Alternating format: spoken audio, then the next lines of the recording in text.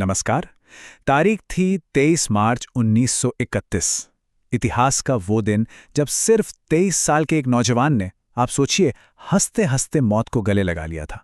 जी हाँ, आज हम बात करने वाले हैं भगत सिंह के जीवन के उन्हीं आखिरी बेहद अहम 12 घंटों की। एक सवाल है, जरा सोचिए, अगर किसी को पता चले कि उसकी जिंदगी में अब बस कुछ ही घंटे बाकी हैं, तो वो इंसान क्या करेगा, क्या सोचेगा? शायद अपने लोगों को याद करेगा या फिर शायद भगवान से प्रार्थना करेगा, है ना? लेकिन 23 साल के भगत सिंह के लिए जवाब इन सबसे बिल्कुल अलग था। उनका जवाब था एक किताब पढ़ना। जी, एक किताब। क्योंकि मौत सामने खड़ी थी, पर उनका जो वैचारिक विद्रोह था वो आखिरी सांस तक जारी था। तो चलिए अब आपको सीधा ले चलते हैं उस दिन, उस जगह पर। 23 मार्च 1931, जगह थी लाहौर सेंट्रल जेल। दिन तो रोज जैसा ही शुरू हुआ था, लेकिन जैसे जैसे शाम ढल रही थी, जेल की हवा में ना एक अजीब, एक अनकही सी बेचैनी घुलने लगी थी। कुछ तो गड़बड़ थी। उस दिन वक्त जैसे भाग रहा था। एक एक पल बहुत कीमती था। देखिए हुआ क्या। शाम के 4 बजे अचानक एक अजीब सा हुक्म आता है। सारे जितने भी राजनीतिक कैदी थे, सबको फौरन अपने अपनी कोठरियों में वापस भेज दिया जाता है। फिर लगभग 5:30 बजे वकील प्राणनाथ मेहता पहुंचते हैं एक आखिरी मुलाकात के लिए। शाम के 6 बजते बजते उन तीनों को खबर दी जाती है कि उनकी फांसी जो कल सुबह होनी थी, वो अब 11 घंटे पहले यानी आज शाम को ही होगी। और ठीक 7:30 बजे भगत सिंह, सुखदेव और राजगुरु को फांसी दे दी जाती है। पर कहानी यहां खत्म नहीं हुई। इसके बाद देर रात में अंग्रेज अधिकारी सतलुज नदी के किनारे बिल्कुल चोरी छुपे उनका अंतिम संस्कार करने की कोशिश करते हैं। अब जाहिर है जेल में हड़कंप मच गया। घबराए हुए कैदी वार्डन चरत सिंह से पूछने लगे, साहब ये हो क्या रहा है, हमें अंदर क्यों किया जा रहा है? लेकिन जवाब में उन्हें सिर्फ 3 शब्द सुनने को मिले, ऊपर से आदेश है, बस। इस एक लाइन ने उस जेल की हवा में एक अनजाने डर को और भी गहरा कर दिया था। तो ऐसे माहौल में भगत सिंह का जो असली किरदार है, वो उनकी आखिरी मुलाकातों और उनकी इच्छाओं से पता चलता है। ये वो लम्हे थे जिनसे दुनिया को पता चला कि आखिर वो किस मिट्टी के बने थे। जब उनके वकील प्राणनाथ मेहता उनसे मिलने पहुंचे, तो उन्होंने देखा कि भगत सिंह अपनी उस छोटी सी कोठरी में एक पिंजरे में बंद शेर की तरह बेचैनी से टहल रहे थे। लेकिन जैसे ही उन्होंने मेहता को देखा, उनके चेहरे पर एक मुस्कान आ गई। और उनका सबसे पहला सवाल क्या था जानते हैं? उन्होंने पूछा, आप मेरी किताब दी रेवोल्यूशनरी लेनिन लाए या नहीं? सोचिए, मौत दरवाजे पर दस्तक दे रही है और इस इंसान के दिमाग में सिर्फ और सिर्फ क्रांति की बातें चल रही हैं। मेहता ने उनसे पूछा कि क्या वो देश के नाम कोई आखिरी संदेश देना चाहेंगे। भगत सिंह ने किताब से अपनी नजरें तक नहीं हटाईं और बस इतना कहा, हाँ, सिर्फ 2 संदेश, साम्राज्यवाद मुर्दाबाद और इनकलाब जिंदाबाद।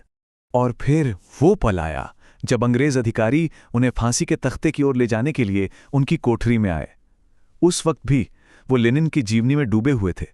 उन्होंने किताब से अपनी आंखें उठाए बिना ही कहा, जरा ठहरो, एक क्रांतिकारी दूसरे क्रांतिकारी से मिल रहा है। मतलब अपने आदर्शों के साथ इस हद तक जुड़ाव, इससे बड़ा सबूत और क्या हो सकता है? चलिए अब बात करते हैं उन आखिरी बेहद भावुक लम्हों की, जब वो तीनों फांसी के तख्ते की ओर बढ़ रहे थे।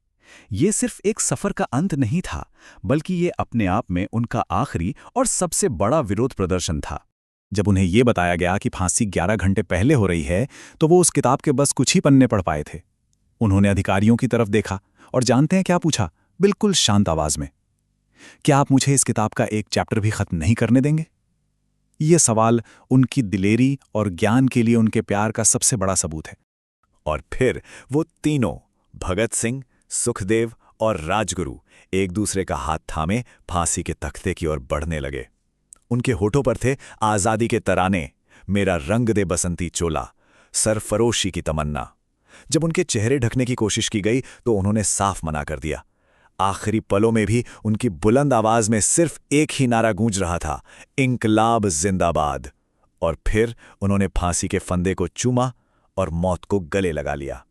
जेल के वार्डन चरत सिंह ने उनसे कहा कि आखिरी वक्त है, वाहे गुरु को याद कर लो।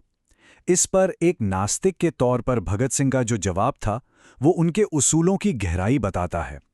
उन्होंने कहा, मैंने अपनी पूरी जिंदगी में कभी ईश्वर को याद नहीं किया, बल्कि गरीबों की तकलीफों के लिए उन्हें कोसा ही है।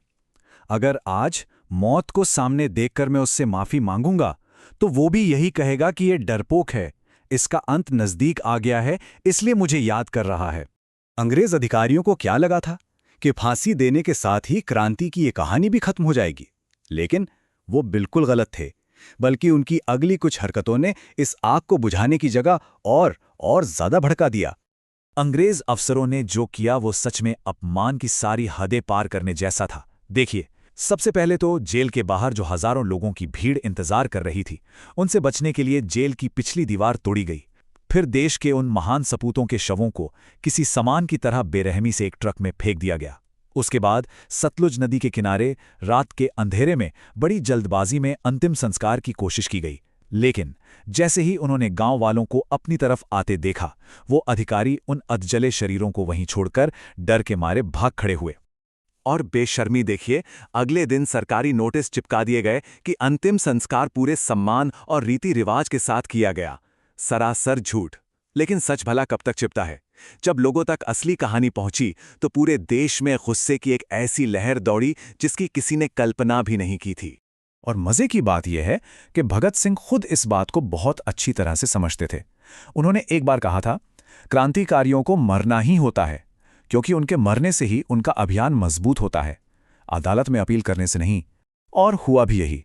उनकी शहादत ने आज़ादी की लड़ाई में एक नई जान फूंक दी। तो आखिर में सवाल यहीं आकर रुकता है कि आखिर कैसे सिर्फ 23 साल के एक नौजवान की मौत एक पूरे देश के जागने की वजह बन गई? शायद इसका जवाब यह है कि भगत सिंह दुनिया को सिखा गए कि जिंदगी का मतलब सिर्फ सांसें लेना नहीं होता। जिंदगी का मतलब होता है किसी बड़े मकसद के लिए एक मशाल की तरह जलना।